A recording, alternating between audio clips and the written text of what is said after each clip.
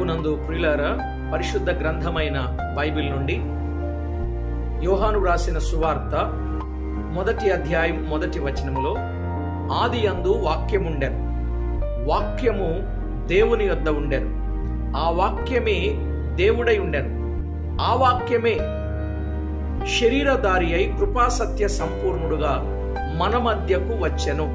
అంటే వాక్యం క్రీస్తు, వాక్యమై ఉన్న ప్రభువును మనము సొంత రక్షకునిగా అంగీకరించి ఆ ప్రభువుకు మహిమకరంగా జీవిస్తూ ప్రతిదినము లేఖనాలను, వాక్యమును మనము ధ్యానిస్తూ వాక్యం పట్ల ఆసక్తి కలిగిన వారంగా ఉండాలి.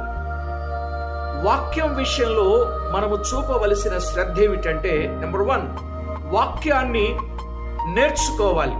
నెంబర్ 2, వాక్యాన్ని నెమరు